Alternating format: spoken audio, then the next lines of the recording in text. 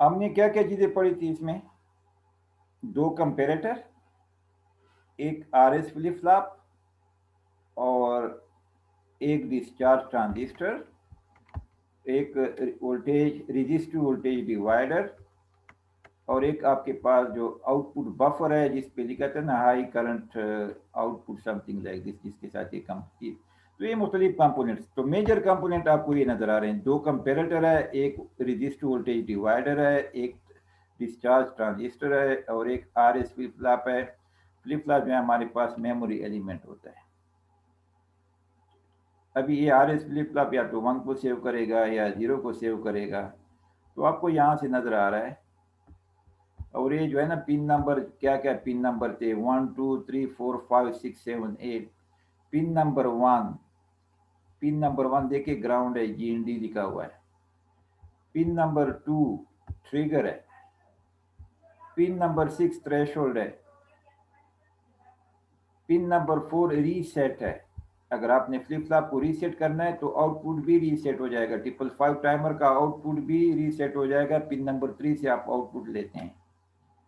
तो ये देखें, एक एक इन्वर्टर इधर है और एक इन्वर्टर इधर है, तो इन्वर्टर प्लस इन्वर्टर आपके पास जो है ना नॉर्मल आउटपुट आपको दे देगा। 1 है, 1 को दोबारा आप इन्वर्टर से पास करें तो आपको 0 मिलेगा। तो आर एस फ्लिप फ्लॉप के तो दो आउटपुट होते हैं, एक को हम कहते हैं क्यू, एक को कहते हैं क्यू डैश। क्यू और क्यू डैश आपस में कंप्लीमेंट होते हैं। अगर क्यू 1 है तो क्यू डैश आपके पास 0 होगा। कंपेरेटिव की ऑपरेशन मैंने आपको बता दी। तो मुख्तलिफ 7 जो है ना डिस्चार्ज पिन है, एक जो आपके पास डिस्चार्ज ट्रांजिस्टर है, ये हम देखेंगे कि इसका काम क्या है। ये थ्रेशोल्ड है, ट्रिगर है और आपके पास कंट्रोल है, कंट्रोल वोल्टेज पिन नंबर 5। तो ये मुख्तलिफ जो है ना इसका इंटरनल सर्किटरी जो है ना 555 टाइमर का इंटरनल सर्किटरी है। आर एस फ्लिप फ्लॉप का जो ट्रुथ टेबल है, अगर आपको लॉजिक डायग्राम इसका याद है तो अच्छी बात है, नहीं याद तो फिर दोबारा उसको हम जो है ना इसको मैं अनशेयर करता हूँ। तो ज़रा देखें आप, ये देखें कंपेरेटर, यहाँ पर ये देखें, ये जो अपर कंपेरेटर का जो इन्वर्टिंग इनपुट है, इसके ऊपर कितना वोल्टेज आएगा आपके पास, ज़रा सोच लें। VCC ऊपर है, इस पिन के ऊपर कितना वोल्टेज अभी हमने सर कैलकुलेट किया टू था, by three VCC. 2/3 two VCC। By three VCC. और ये जो लो वाला कंपेरेटर है उसके नॉन इन्वर्टिंग इनपुट पे 1/3 VCC है। तो इसका मतलब ये है कि अगर ये जो है ना ऊपर वाला जो ना जो थ्रेशोल्ड वोल्टेज होगा, थ्रेशोल्ड के ऊपर जो सिग्नल आप अप्लाई करेंगे, अगर इसकी वैल्यू 2/3 VCC से ऊपर होगा तो कंपेरेटर, अपर कंपेरेटर आई स्टेट में चला जाएगा। अगर लोअर कंपेरेटर का आउटपुट, ये जो है ना आई स्टेट में चला जाएगा या हाई होगा जब ट्रिगर के ऊपर एक सिग्नल आप अप्लाई करेंगे और उसकी वैल्यू 1/3 VCC से कम हो, तो फिर ये हाई स्टेट में चला जाएगा। तो अपर कंपेरेटर जो है ना देखिए फ्लिप फ्लॉप के आर के साथ कनेक्टेड है, रीसेट है, सेट के साथ कनेक्टेड है लोअर कंपेरेटर का। तो अगर अपर कंपेरेटर हाई हो जाए तो फ्लिप फ्लॉप रीसेट हो जाएगा। इसी तरह अगर लोअर कंपेरेटर हाई स्टेट में चला जाए तो फिर ये फ्लिप फ्लॉप सेट हो जाएगा। इस तरह आउटपुट आपके पास हाई हो जाएगा। तो बाहर हमने जो देखें, जो सर्किट भी हमने बाहर लगाना है ना आपके पास in terms of, actually RC circuit लगाते हैं। आरसी जो टाइमिंग सर्किट है, आरसी टाइमिंग सर्किट वो लगाते हैं और उनके वैल्यू पे डिपेंड करता है कि आपके पास जो ऑसिलेशन, मैंने 3 किस्म के मोड ऑफ ऑपरेशन डिस्कस किए हैं, ए स्टेबल, मानो स्टेबल, बाई स्टेबल। तो डिपेंड करता है कि आप जो है ना जो एक्सटर्नल सर्किट है वो आप पिन के साथ किस तरह कनेक्ट करें कि ये बाई स्टेबल में काम करें, ये स्टेबल में काम करें या मानो स्टेबल स्टेट में काम, मानो स्टेबल मोड में काम करें। तो एक्सटर्नल सर्किटरी पे ये देखें, थ्रेशोल्ड भी इनपुट है, ट्रिगर भी इनपुट है, इस तरह कंट्रोल वोल्टेज भी आपके पास इनपुट में आ रहा है। तो ये मुख्तलिफ इनपुट है और इस इनपुट्स पे आपने पिंस के ऊपर आपने सिग्नल किस तरह अप्लाई करना है कि ये तीनों मोड में ये ऑपरेट करें। एक टाइम पे तो एक ही मोड में काम करेगा, या तो स्टेबल में होगा, या मानो स्टेबल में होगा, या बाई स्टेबल में होगा। तो हमने इसके दो मोड ऑफ ऑपरेशन डिस्कस करने हैं। कौन से? Stable monostable and monostable. तो समझ आ रही है आपको? कौन मुझे समझाएगा कि किस तरह काम करेगा, ये सर्किट किस तरह काम करेगा?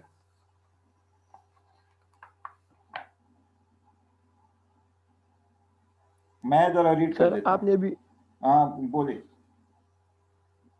सर जो आपने भी कहा वो समझा या नहीं, और आप बोल रहे हैं? हमने बस यही जो मैंने आपको बताया वो आप जो कि किस तरह ये सर्किट काम, किस तरह 855 टाइमर किस तरह काम करेगा। ये दो कंपेरेटर है ना। सर हमारे पास ये, हम्म, यस सर। तो फिर अपर कंप्यूटर के इन्वर्टिंग साइड पर हमारे पास 2/3 वीसीसी होगी। अगर हाँ। थ्रेशोल्ड पर हम 2/3 वीसीसी से ज्यादा देंगे तो हमें आउटपुट हाई मिलेगा, और और नीचे वो flip flop non reset inverting हो साइड पर जाएगा, हम फ्लिप फ्लॉप रीसेट हो जाएगा आउटपुट जीरो, और output low output state zero में चला होगा। जाएगा। आउटपुट भी लो स्टेट, और ये चूंकि क्यू है ना, क्यू कंप्लीमेंट है एक्चुअली, तो क्यू डैश आप एक्चुअली क्यू डैश है मतलब इन्वर्टिंग है, तो ये आपके पास ये आपको 1 मिलेगा। 1 दोबारा जब आप बफर को देंगे, मतलब इन्वर्टिंग एम्पलीफायर सॉरी इन्वर्टर को देखें, आउटपुट बफर को देंगे तो ये 0 मिलेगा। तो जब अपर कंपेरेटर आई स्टेट में होगा तो आउटपुट लो स्टेट में होगा। जब लोअर कंपेरेटर आई स्टेट में होगा, आउटपुट हाई होगा, तो फ्लिप फ्लॉप सेट हो जाएगा और आउटपुट भी हाई होगा। बस ये मैंने जो है ना, ये इसकी समरी है। तो दोबारा इसको जो है ना पढ़ने की कोशिश करें।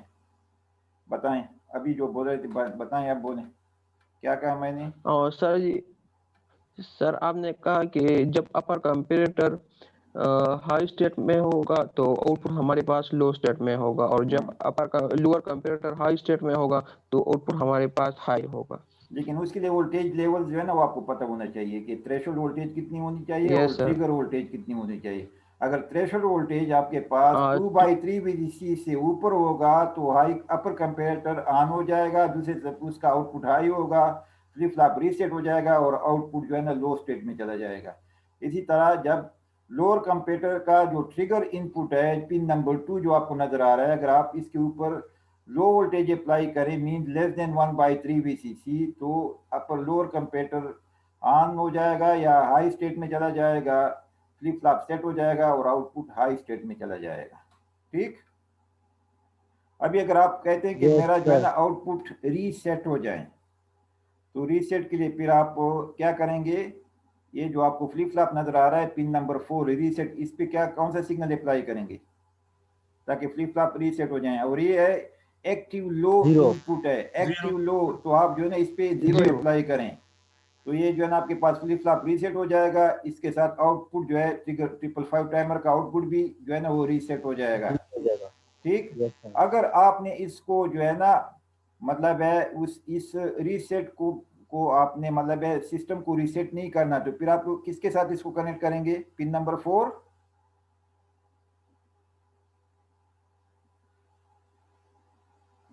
Active sir high sir. VCC के साथ, वीसीसी के वीसीसी के साथ, साथ कनेक्ट। वीसीसी के साथ आप इसको कनेक्ट करने हैं ताकि आपके जो है ना ये जो है ना, अगर आप इस पिन नंबर 4 को यूज नहीं करना चाहते, if you don't want to use pin number 4 then you will connect it with VCC. इसका मतलब है लॉजिक 1 आप अप्लाई करेंगे। लॉजिक 1 जब इन्वर्टर से पास होगा उसको 0 मिलेगा, जब 0 मिलेगा इट मीन इसको जो है ना वो उसको वो इसको डिस्टर्ब नहीं करेगा। ये नहीं रीसेट के लिए, अगर आपने रीसेट करना है तो 0 अप्लाई करें। अगर आप कहते हैं कि नहीं मैंने इस पिन नंबर 4 को यूज ही नहीं करना, तो फिर उसको आप 1 स्टेट में रखें, यानी वीसीसी के साथ कनेक्ट करें। ठीक है। अच्छा, आरएस फ्लिप फ्लॉप का टेबल याद है? यस सर, कुछ कुछ याद है। कुछ कुछ भी बात ना करें, कंप्लीट याद होनी चाहिए। R S Q Q yes sir. Dash, R S Q Q dash. तो ये देखें सर अभी जब हमारे पास आर भी जीरो होगा और इस भी जीरो होगा तो जब प्रीवियस स्टेट है तो वही रहेगा क्यू प्रीवियस पर, और क्यू स्टेटमेंट डैश चेंज तो उसका रहेगा, अपोजिट प्रीवियस होगा। क्यू जब क्यू हमारे पास यू आर करेक्ट। तो मतलब आपकी स्टेटमेंट सही है। जब R1 हो और A0 हो तो रीसेट यस हो सर। जाएगा, Q0 हो जाएगा, Q-1 शुरू हो हो जाएगा। जाएगा। जब यस सर। S1 हो जाए, R0 हो जाए तो फिर आपके यस पास फ्लिप फ्लॉप सेट हो Q1 हो जाएगा, जाएगा। Q1 हो जाएगा, Q-0 क्यू हो डैश जाएगा। जीरो। अगर दोनों 1 हो जाए तो फिर इनवैलिड स्टेट में चला जाएगा। इनवैलिड स्टेट में। हाँ, invalid which is not possible, undefined.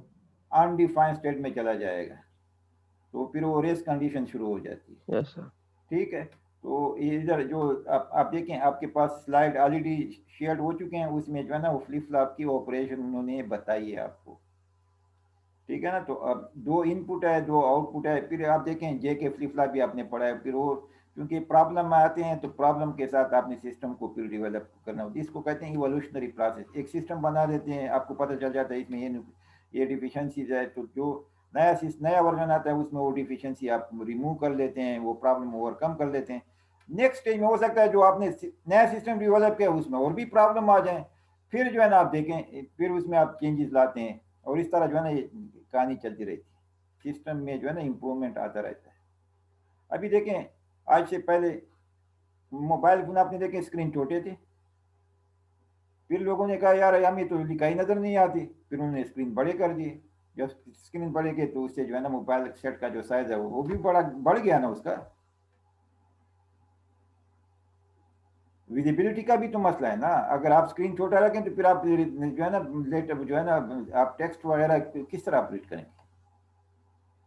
तो ये सारे जो है ना देखें, अपने रिक्वायरमेंट्स को देख के बंदा सिस्टम डेवलप करता है। अच्छा, समझ आ गई आपको पिन नंबर, पिन डायग्राम्स की कि कहाँ कहाँ मतलब है, किस तरह जो है ना आपके पास हमने पिन डायग्राम पढ़ा था, और ये जो है ना इसकी इंटरनल सर्किटरी है। इसको जो है ना आपको जुबानी खुद ब खुद याद हो जाएगा कि फिगर 6 जो अपर कंपेरेटर का जो नॉन इन्वर्टिंग इनपुट है वो पिन नंबर 6 के साथ कनेक्टेड है, जिसको हम कहते हैं थ्रेशोल्ड।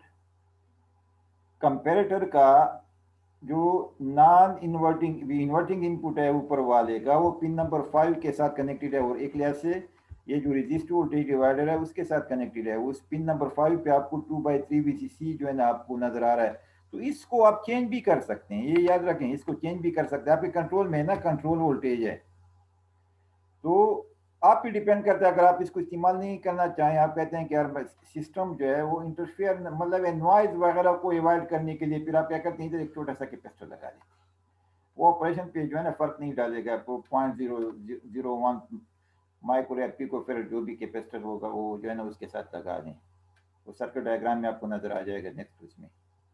तो ये जो है ना इस तरह आप, ट्रिगर 2 है, ट्रिगर पिन नंबर 2 है, थ्रेशोल्ड पिन नंबर 6 है, कंट्रोल वोल्टेज पिन नंबर 5 है, पिन नंबर 7 डिस्चार्ज ट्रांजिस्टर है, पिन के साथ एक उसके एनपीएन ट्रांजिस्टर आपके पास वो है आपके पास, और इसका कलेक्टर जो है ना डायरेक्ट पिन नंबर 7 के साथ कनेक्टेड है।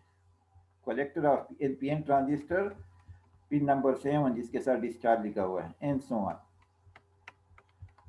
अच्छा, इसको अभी हम जरा ऑपरेट कर लेते हैं। तो जब ऑपरेट करेंगे, 7 पिन 8 पिन आईसी है, हर पिन के साथ हमने जो है ना मुख्तलिफ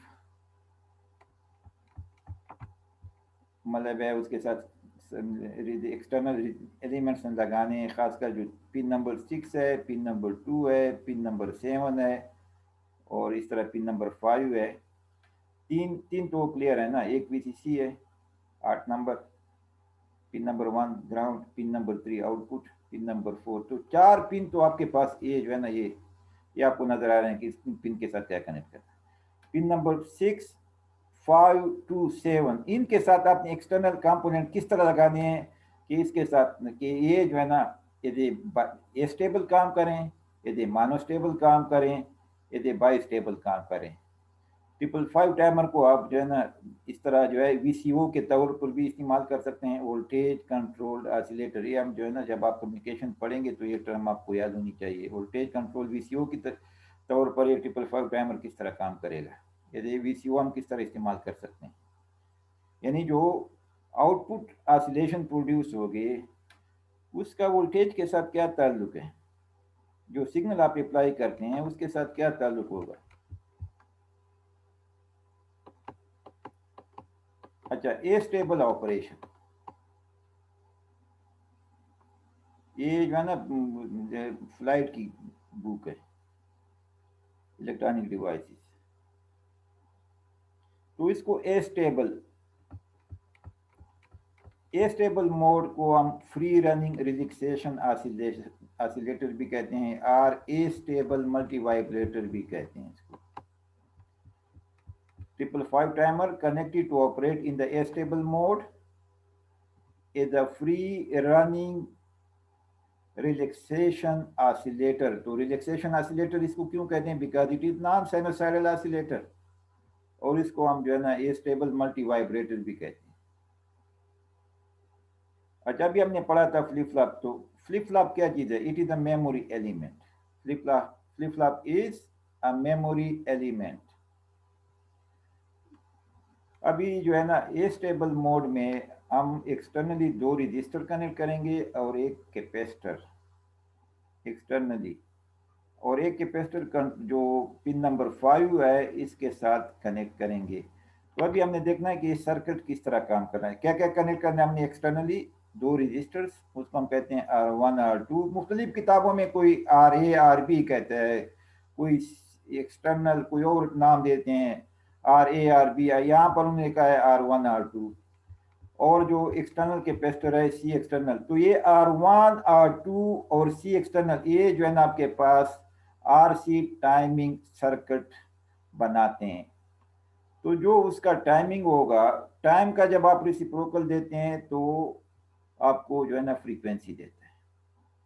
तो फ्रीक्वेंसी ऑफ ऑसिलेशन हमने देखना है कि ये फ्रीक्वेंसी ऑफ ऑसिलेशन जो है, जो भी ऑसिलेशन ये आउटपुट पे हमें दे रहा है पिन नंबर 3 के ऊपर, उसकी फ्रीक्वेंसी क्या होगी, वो हम इसकी फ्रीक्वेंसी एडजस्ट करेंगे इस R1 R2 और ये जो सी एक्सटर्नल है कैपेसिटर एक्सटर्नल जो कि टाइमिंग सर्किट बनाते हैं, वो टाइमिंग सर्किट वो आपको बताएगा कि हमने किस तरह जो है ना इसकी टाइम सेट करनी है। तो टाइम और फ्रीक्वेंसी आपस में रेसिप्रोकल है, टाइम और फ्रीक्वेंसी आपस में रेसिप्रोकल है।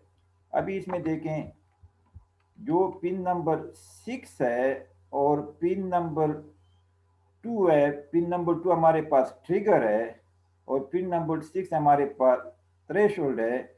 इसको आपस में कनेक्ट करना होगा। हम देखते हैं सर्किट में कि वो किस तरह कनेक्टेड है। और जो कंट्रोल इनपुट है, जो कंट्रोल वोल्टेज है पिन नंबर 5, उसके साथ 0.01 माइक्रोफेयर कैपेसिटर हम लगाएंगे और इसका ओवरऑल जो है ना ऑपरेशन पे कोई इफेक्ट नहीं होगा। तो सर्किट इस तरह आपको नजर आ रहा है।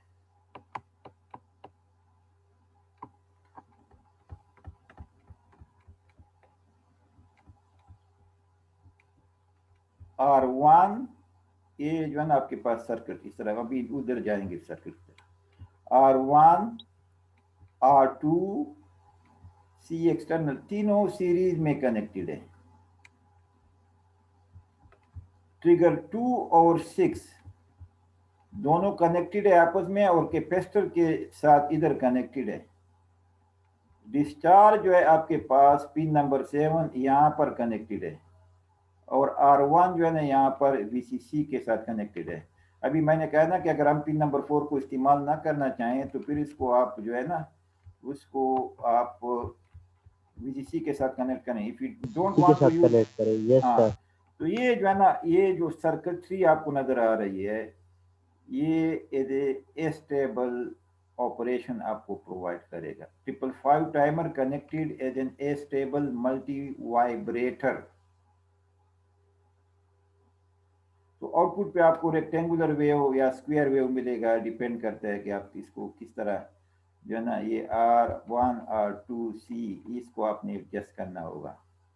तो ये R1 R2 और C एक्सटर्नल ये RC टाइमिंग सर्किट बना रहे हैं, RC टाइमिंग सर्किट। तो हमने जो है ना आउटपुट पे हमने देखना है कि जो हमारे पास वेव फॉर्म बन रहा है वो कितने टाइम के लिए ऑन रहता है, कितने टाइम के लिए ऑफ रहता है। तो टोटल टाइम जो है ना on time plus of time में हो जाएगा टोटल टाइम। जो है ना, आपने एक टर्म सुना होगा ड्यूटी साइकिल, वो हम देखेंगे कि ड्यूटी साइकिल क्या होता है। What is duty cycle? कभी नाम सुना है आपने ड्यूटी साइकिल का? ड्यूटी साइकिल क्या होता है? What is duty cycle?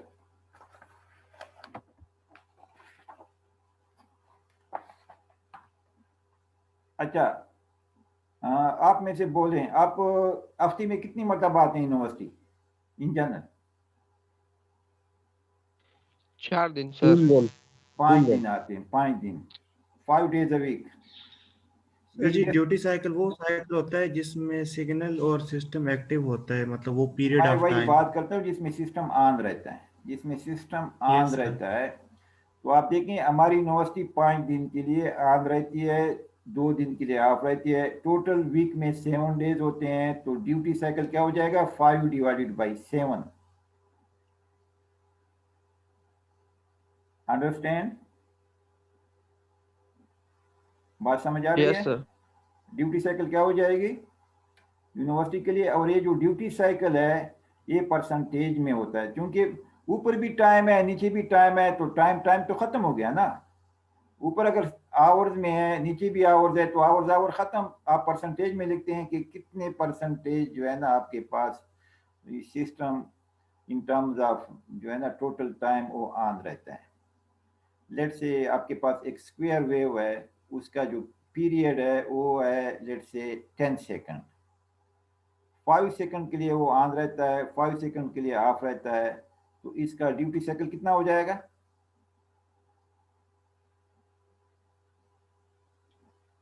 1 हो जाएगा, 5 डिवाइड करेगा तो। ओ खुदा के बंदे, टोटल पीरियड आपके पास 10 सेकंड है, 5 सेकंड के लिए वो ऑन रहता है, 5 सेकंड के लिए ऑफ रहता है। सो 5 + 5 टोटल पीरियड 2 आपके पास 10 है, सो 1 5 बाई 2। Divided by 10। तो ड्यूटी साइकिल कितना हो गया आपके पास? 0.5। हाँ, 0.5। ओ खुदा के बंदे, परसेंटेज में होता है ना। तो 50%। 50%। 50। 50%, 50% ड्यूटी साइकिल हो गए उस वेव फॉर्म के लिए। तो कितने टाइम के लिए यस आपके सर। पास एक पल्स ऑन रहता है, कितने टाइम के लिए वो पल्स ऑफ रहता है? टोटल टाइम क्या हो जाएगा? On time plus of time. तो आपके पास जो ड्यूटी साइकिल हो जाएगा on time divided by total time multiplied by 100%। ये जो है ना परसेंटेज में ड्यूटी साइकिल आपके पास आ जाएगा। Any question? नहीं है सर। ठीक है, अभी ये तो आपके पास एक लेयर से आईसी फॉर्म में आपको इस तरह नजर आएगा। ये आईसी फॉर्म इंटरनल सर्किटरी अगर आप उसका देख लें तो अभी इंटरनल सर्किटरी आपको ये इस तरह नजर आएगा।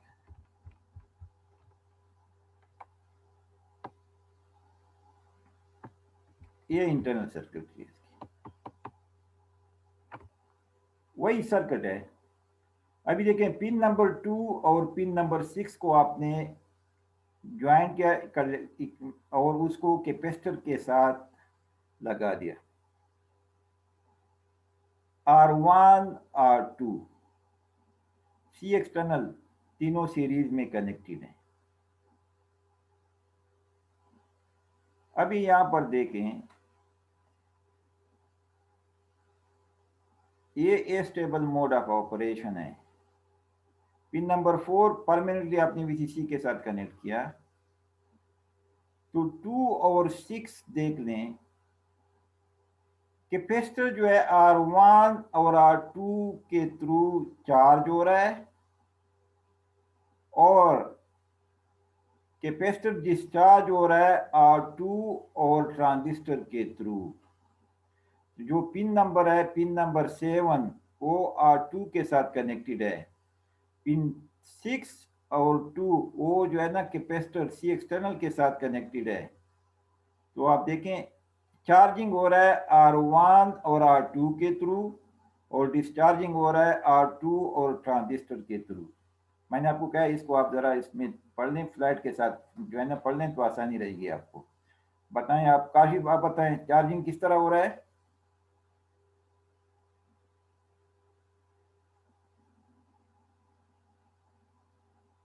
Kashif yes sir. बताएं। सर्किट समझा नहीं।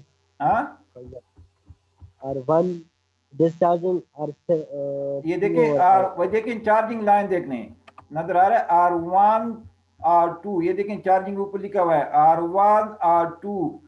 ये पाथ प्रोवाइड करता है इसी एक्सटर्नल को चार्ज करने के लिए।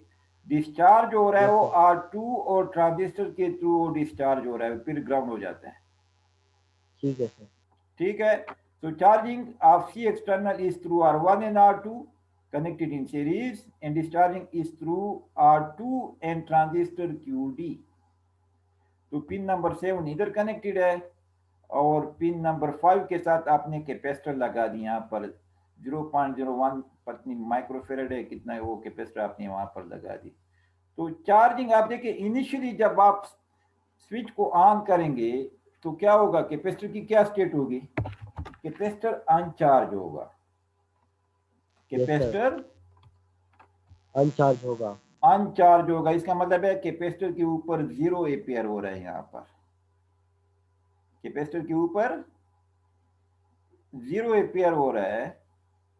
0 एम्पियर होगा. हाँ, कैपेसिटर के ऊपर 0, क्योंकि नो चार्ज 0 वोल्टेज है, 0 आ रहा है, तो ये 0 देखें 2 के ऊपर भी 0 आ रहा है और 6 के ऊपर भी 2 आ रहा है, 0 आ रहा है। पिन नंबर 6 और पिन नंबर 2 पे 0 0 आपको नजर आ रहा है।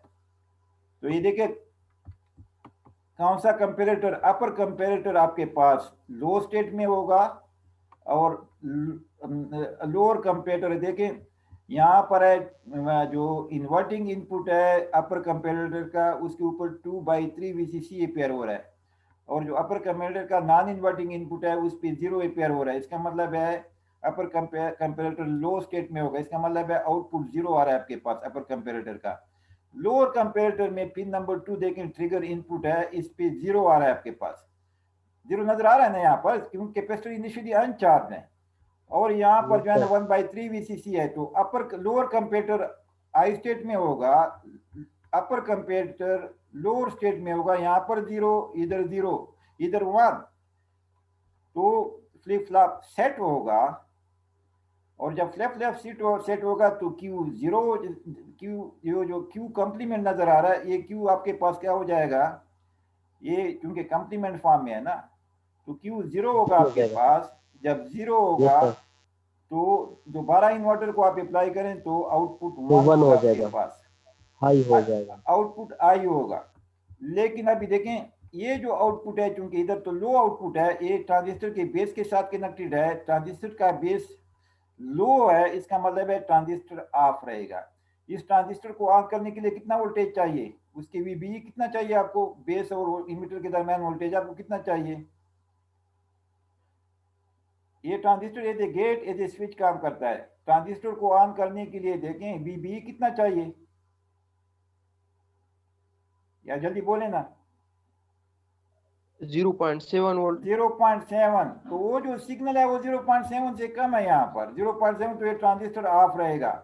इसका मतलब ये है कि जब कैपेसिटर चार्ज होता है तो ट्रांजिस्टर ऑफ रहता है और आउटपुट हाई होता है। अभी देखें इनिशियली कैपेसिटर अनचार्ज था, लोअर कंपेरेटर हाई था, आउटपुट आपके पास हाई था, अपर कंपेरेटर आपके पास लो था, तो आर आपके पास 0 था, एस आपके पास 1 था, तो आउटपुट आपके पास जो Q है वो 1 है, Q डैश आपके पास 0 है। तो देखें जब Q डैश आपके पास 0 है दोबारा इन्वर्टर को अप्लाई करें तो आउटपुट 1 हो जाएगा आपके पास, लेकिन ट्रांजिस्टर ऑफ रहेगा।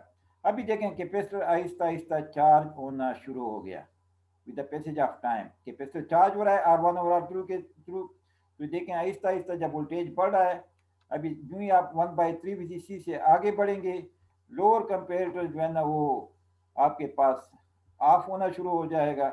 और साथ साथ क्योंकि अभी देखें इस तरह तो नहीं होता ना कि अचानक जो है वो दोनों, तो ये भी पॉसिबल है कि अभी ये भी लो स्टेट में है, लोअर कंपेरेटर भी लो स्टेट में है और दूसरा भी लो स्टेट में है, क्योंकि R भी 0 है, S भी 0 है, तो आपके पास प्रीवियस स्टेट मेंटेन रहेगा। उसके बाद जो ही 2/3 VCC को जो है ना जो थ्रेशोल्ड इनपुट है पिन नंबर 6 पे जो वोल्टेज आ रहा है वो 2/3 VCC तक पहुंचने की कोशिश करेगा, अपर वाला कंपेरेटर जो है ना वो हाई स्टेट में चला जाएगा और लोअर कंपेरेटर हाई पहले से लोअर स्टेट में है, लो स्टेट में है, तो ये फ्लिप फ्लॉप रीसेट हो जाएगा।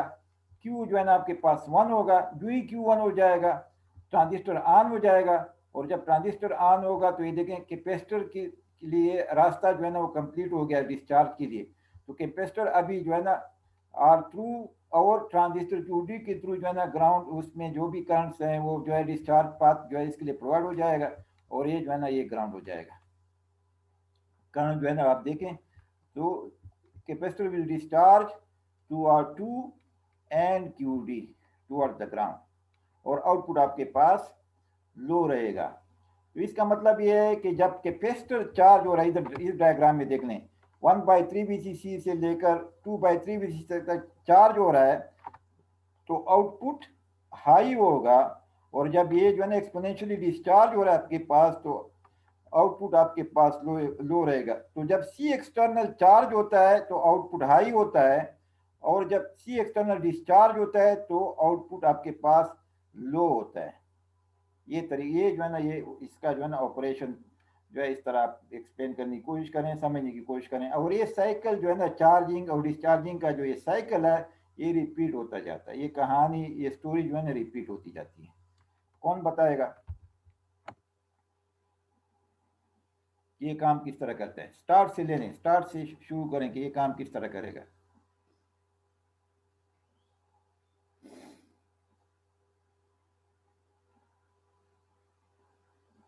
कोई बता देना, जल्दी बता दें।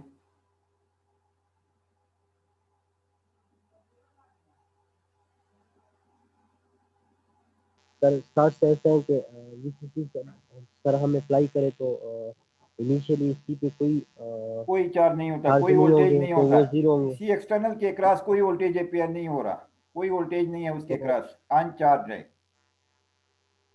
हाँ आगे जाएं। अपर कंपेरेटर जो है सर वो जीरो होगा हाँ और लोअर कंपेरेटर ऑन होगा।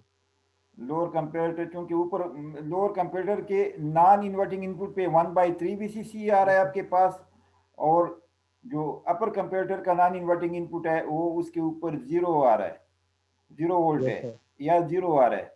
तो अपर कंपेरेटर पे लो स्टेट होगा आपके पास आउटपुट पे, और जो अब लोअर कंपेरेटर है ये हाई स्टेट में होगा, इसका आउटपुट हाई होगा।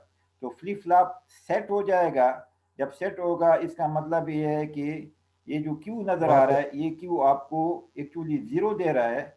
जब 0 दे रहा है सामने आपने दोबारा इन्वर्टर से पास किया तो आउटपुट हाई होगा आपके पास, आउटपुट हाई होगा। तो ये देखें ये वाला वेव फॉर्म और ये वाला वेव फॉर्म एक दूसरे के कॉम्प्लीमेंट है। ये देखें इधर ऑन है इधर ऑफ है। अगर इधर आप देखें इधर ऑन कब होगा? जब ये 1 होगा। ये 1 कब होगा? जब आपके पास